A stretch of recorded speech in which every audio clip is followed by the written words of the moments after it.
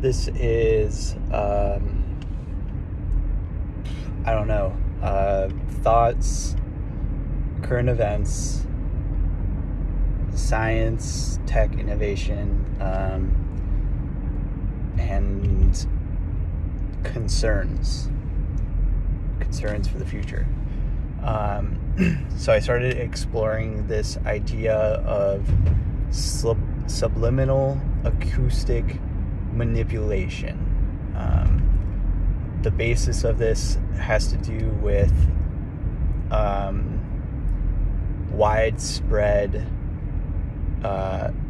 acoustic manipulation of populations. This kind of inquiry started because of a thought that our phones, our technology, our phones, computers, and TVs are sending invisible, like unheard frequencies, or they are integrating frequencies into the programming that are subliminally manipulating our thoughts to encourage predictable behavior in the people experiencing these things. And more specifically, I had been exposed to this idea that there's more of a unified, malicious, almost attack taking place.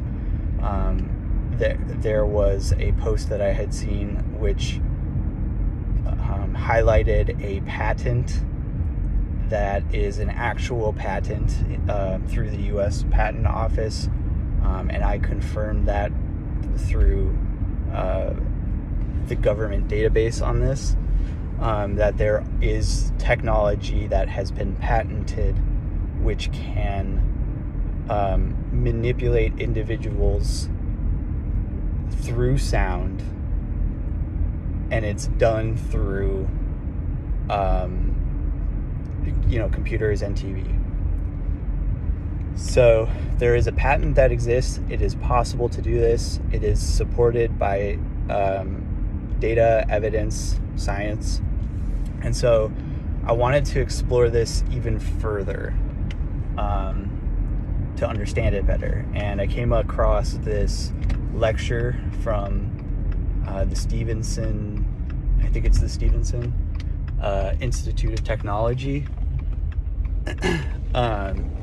which has exposed me to how much bigger this potentially is, or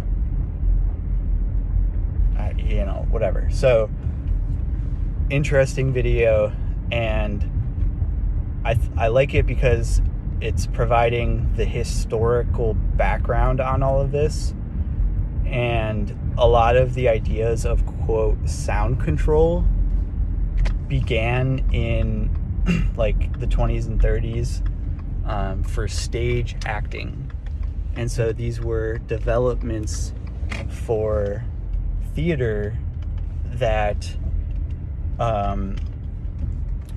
were originally made in order to enhance this theater experience, and to there's a name of a person who's the leader in all of this, and by leader I mean like thought leader versus like leader of this weird whatever. And his whole thing was, making the theater feel alive for the audience. And so it was very artistically motivated originally. But behind that, there was this element that in order to do this, the audience needed to have, it's a pretty common idea in theater that the art, or the audience needs to have this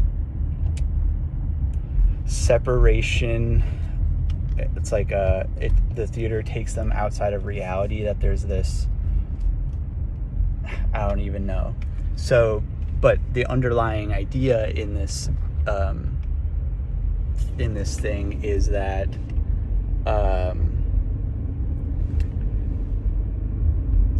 the audience can't really see, they shouldn't see the mechanisms that are creating these effects, because if they did, then it would remove the mystique of it and create, it wouldn't feel as real.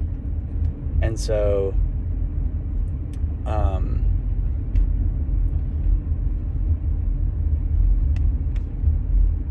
anyway, so they're making these developments for the theater, and I'm not going to get into all of the technical details right now, because I want to get into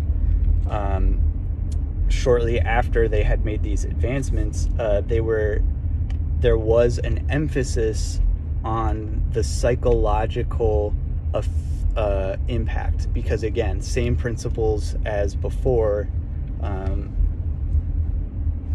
There was this idea of how can we direct or create these predictable emotional reactions, sort of guide the audience to a desired emotional reaction, to feel the feelings, right, without them knowing. And it kind of naturally led to these this idea of how can we create these effects without even them hearing the sound. And so they explored frequencies and rhythms that audiences didn't hear but were present. So an example being this drum frequency, or unheard drum frequency that would build up into an audible one. So they start feeling the feeling in their head before they hear the sound. And then when the sound stopped, when the frequency stopped, they would feel this sense of relief. Anyway, oh man, I'm gonna have to make another video, but shortly after these developments, and during World War II, they began to explore these same things for warfare. So there is an actual connection to war and sound. I'm going to get into some crazier details in the next few videos.